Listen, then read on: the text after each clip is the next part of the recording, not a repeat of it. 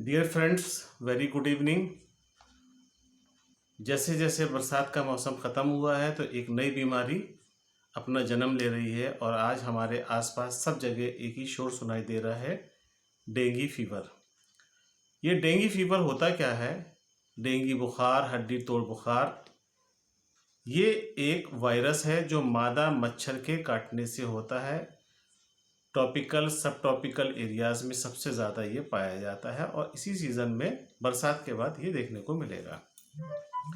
ये एक viral fever है, जबकि इसको मच्छर काटता है लेकिन है वायरस फीवर। ये वायरस जिसका नाम है एडीज एजिप्टाई, ये मच्छर में शरीर में रहता है। इन्फेक्टेड जब मच्छर हो जाता है और जब किसी साधारण व्यक्ति को काटता है तो इसका वायरस उसके शरीर में प्रवेश कर जाता है।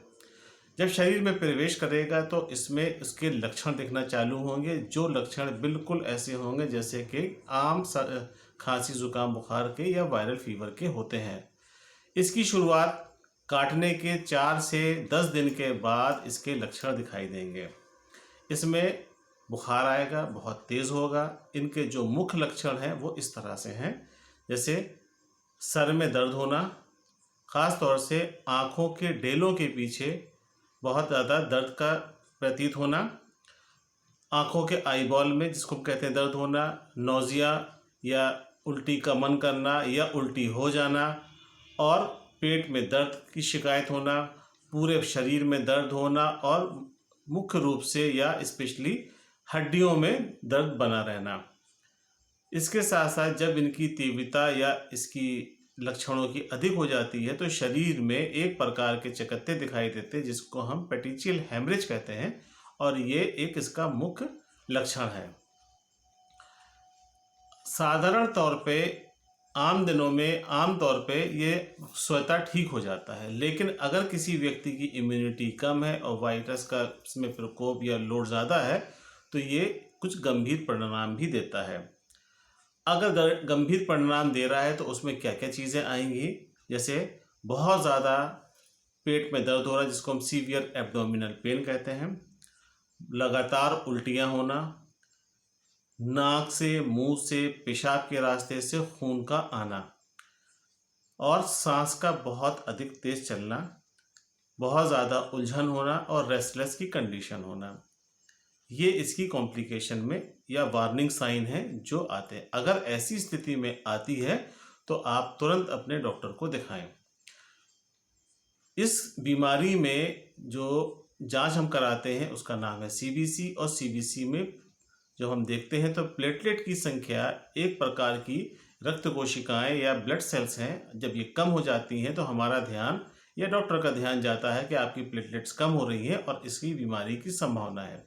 लेकिन हम आपको एक बात बता दें कि केवल डेंगू फीवर में या डेंगू फीवर में ही प्लेटलेट्स कम नहीं होती हैं। बहुत सी ऐसी बीमारियां हैं जिनमें प्लेटलेट्स कम हो जाती हैं, उनको भी ध्यान में रखना चाहिए, जैसे cancer, chemotherapy, vitamin B12 deficiency है, वायरल इन्फेक्शन है, बैक्टीरियमिया है, और बहुत अधिक शराब पीने वाले हैं। अगर ऐसे लोग हैं तो इनकी प्लेटलेट्स भी कम हो जाएंगी, तो ये उनको एक आम दिनों में भी कम मिलेंगे। और कुछ ऐसी दवाइयां हैं जो अगर लेते हैं तो उनसे भी प्लेटलेट कम होती हैं, जैसे पेशाब लाने वाली दवाइयां मुख्यतः रूप से ऐसी होती हैं जैसे जिनका ब्लड प्रेशर बढ़ा रहता है और उसमें डॉक्टर उनको डायूरेटिक्स देते हैं, तो डायूरेटिक्स से भी प्लेटलेट कम होती हैं।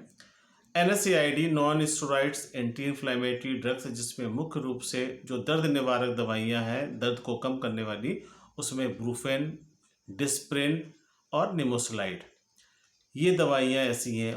कुछ भी दवाइयाँ ऐसी हैं जो थक्का या खून को पतला करने वाली हैं, उनको अगर आप देते हैं, जिसको हेपेरिन कहते हैं, अगर उनको देते हैं तो उससे भी प्लेटलेट कम हो जाती हैं। क्विनीन्स हैं, सल्फोनामाइड्स हैं, ये दवाइयाँ हैं जो प्लेटलेट्स को कम करती हैं। अब नॉर्मली प्लेटलेट जो हैं जिनकी संख्या 1.5 लाख से 4.5 लाख के बीच में है, अगर ये कम होती हैं तो ये कितनी कम होंगी जब हमको संज्ञान में लेना है या हमको अलर्ट होना है। अगर ऐसा किसी को हो रहा है तो अगर प्लेटलेट कम होती जा रही है तो बार बार इसको टेस्ट करा करके हम क्लियर कर सकते हैं, और अगर प्लेटलेट 20,000 या से कम जाती हैं तो ये अलार्मिंग सिग्नल है और तुरंत इसमें प्लेटलेट का चढ़ाना आवश्यक हो जाता है। इसमें किसी स्पेशलिस्ट के अंडर में एडमिट होगा पेशेंट, फिर उसके बाद उसको प्लेटलेट चढ़ाई जाएंगी, प्लेटलेट होंगी। अब हमें ये देखना है कि हम इसमें क्या क्या सावधानी बरतें।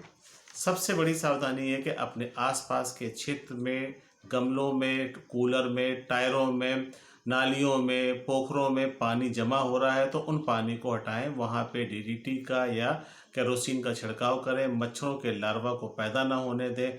घरों को जालियों से कवर्ड करें, खिड़की को दरवाजे से। सब में मॉस्किटो नेट हो। अगर मॉस्किटो नेट नहीं है तो रात में सोने के लिए मच्छरदानी का इस्तेमाल करें, मॉस्किटो रिपेलेंट का इस्तेमाल करें। एडीज एजिप्टाई का जो ये वायरस है या मच्छर है, मॉस्किटो जो है, ये ज़्यादातर सूरज निकलने के 2 घंटे बाद और डूबने से 2 घंटे पहले, जो साइंटिस्ट ने बताया है सर, कि सबसे ज़्यादा एक्टिवेट होता है और काटता है। तो हमें सावधानी क्या बरतनी है कि पूरी आस्तीन के कपड़े पहनना है, मोज़े पहनना है, स्पेशली बच्चों को इस पे ध्यान रखना है। अब अगर ऐसा किसी को होता है, किसी का डेंगू पॉजिटिव आ जाता है, तो हम उसके लिए क्या सावधानियां रखें और उसका मैनेजमेंट क्या होगा। अगर हम कोई भी वायरल फीवर से ग्रसित होते हैं, किसी को भी वायरल फीवर हो जाता है, तो उसमें सबसे पहले इम्यूनिटी कम हो जाती है हमारी। अगर इम्यूनिटी कम हो जाती है तो दूसरी बीमारियां भी हमें घेरना चालू कर जाती हैं। तो इसमें लिथार्जी होगी, पूरा भूख नहीं लगेगी पेशेंट को, शरीर दुबला होता चला जाएगा, खाने का मन नहीं करेगा, वोमिट होगी, पेन एब्डोमेन होगा तो उसको नहीं करेगा। तो इसमें सबसे पहले है कि हाइड्रेशन बहुत अच्छा होना चाहिए, पानी की कमी ना करें। अब पानी की कमी ना हो तो उसके लिए हम क्या करें, क्या चीज़ लें। तो सबसे पहले नारियल का पानी का इस्तेमाल करें। फलों का जूस लें जिनमें फाइबर हो, विटामिन सी हो, इसका सेवन ज़्यादा करें। एक ग्लो जो जिसका हम हर बार डिस्कस करते हैं, ग्लो के अंदर एंटीपायरेटिक और एंटी इम्यूनिटी को बढ़ाने वाले तत्व मौजूद हैं, तो इसका ग्लो का काढ़ा भी हम ले सकते हैं। दूसरा, शहद का इस्तेमाल भी करें।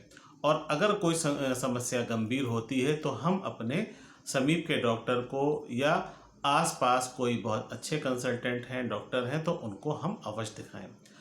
और ये वीडियो अगर आपको अच्छा लग रहा है तो इसको ज़रूर फॉरवर्ड करें और लोगों तक के पहुंचा दें। बहुत बहुत धन्यवाद।